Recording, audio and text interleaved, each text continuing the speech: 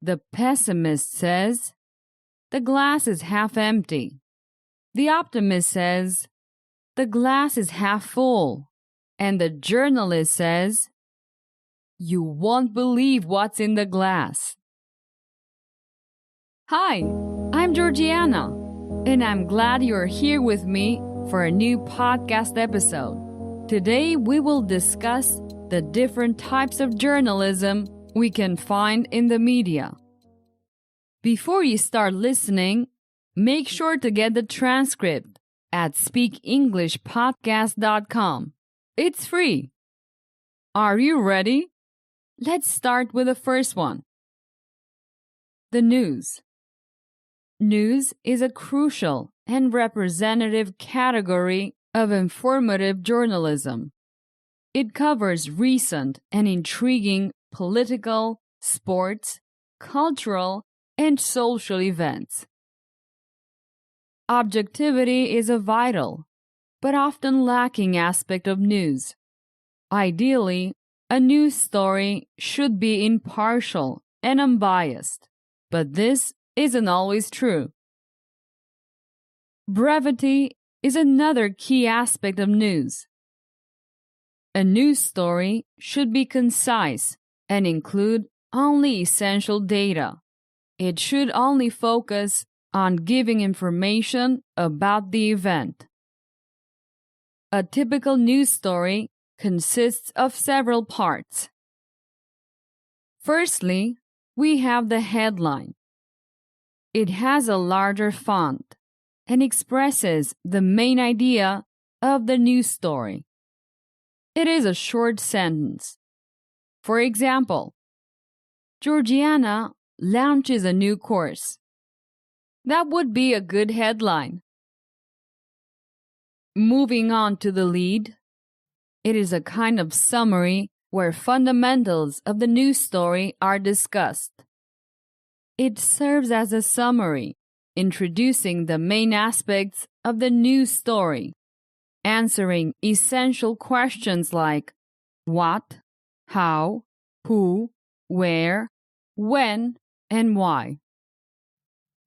Lastly, we have the body of the news story, where further details and information are provided beyond what's covered in the headline and lead. Let's uncover another element of journalism. The report.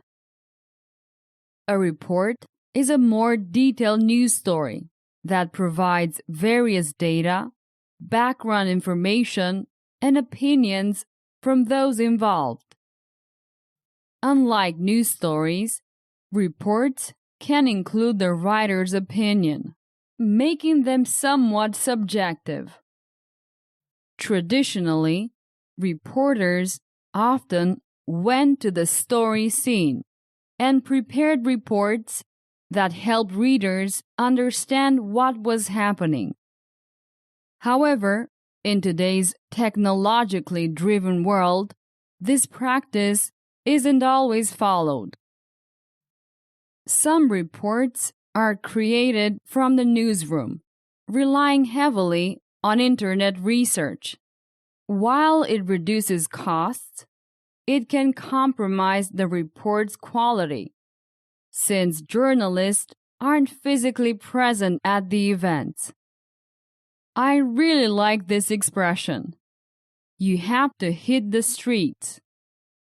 It emphasizes the importance of journalists leaving the newsroom, immersing themselves in events, conducting interviews, observing firsthand, and gathering relevant information. Lastly, let's explore another aspect of journalism.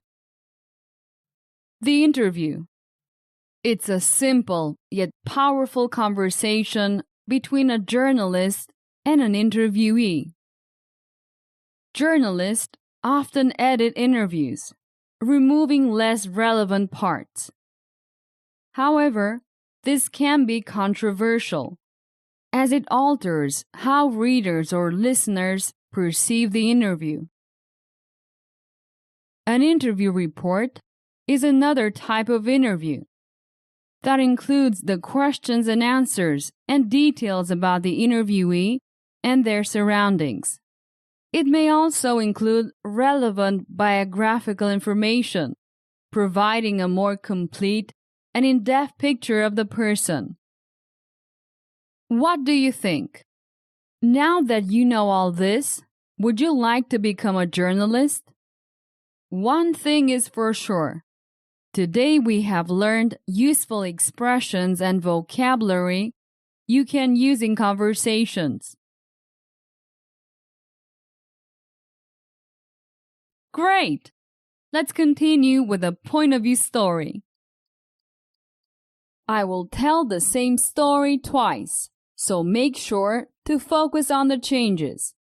You can find these techniques fully implemented in my premium courses at speakenglishpodcast.com/courses. Okay, let's start.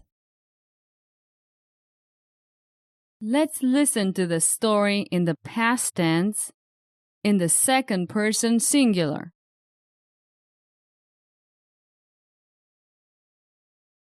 You always dreamt of being a great journalist. After graduating in journalism with honors, you got a job at a big media company. At work, you used what you learned in college and wrote news stories that were fair and truthful. However, your boss wanted to make the news more sensational and follow a different approach. Feeling like you weren't doing your job properly, by following your boss's instructions, you decided to quit and started your own blog called News Bites. There, you shared short and objective news stories. Although you enjoyed your work, your blog only had a small audience: your mother and your 4 friends. Determined to keep reporting honestly, you covered silly and unusual news stories, like the annual Ugly Dog Contest or the Sausage Throwing Championship. Your unique and entertaining approach became popular on social media, and your blog became the most read in the world. This brought you fame and recognition as a journalist, even though you only reported on bizarre news. As your reputation grew, you were eventually offered a job at a major news network. With your show, you continued covering strange and funny stories while addressing serious issues with your characteristic wit and honesty. Okay, now I'll tell the same story in the future tense in the first person. I will always dream of being a great journalist. After graduating in journalism with honors, I will land a job at a big media company. At work, I will use what I learned in college and write news stories that are fair and truthful. However, I will consider my options. If my boss wants me to make the news more sensational and follow a different approach, feeling like I won't be doing my job properly by following my boss's instructions, I may quit and start my own blog called News Bites. There I will share short and objective news stories. Although I will enjoy my work, my blog may initially have a small audience: my mother and 4 friends. Determined to keep reporting honestly, I will cover silly and unusual news stories like the annual Ugly Dog Contest or the Sausage Throwing Championship. My unique and entertaining approach may become popular on social media, and my blog, one of the most read in the world. This could bring me fame and recognition as a journalist, even though I may only report on bizarre news. As my reputation grows, I may eventually be offered a job at a major news network. With my own show, I will continue to cover strange and funny stories while addressing serious issues with my characteristic wit and honesty. Okay, that's the end of this short exercise. Visit speakenglishpodcast.com/courses to get my premium courses.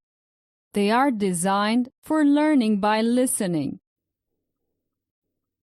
Okay, we have reached the end of this episode.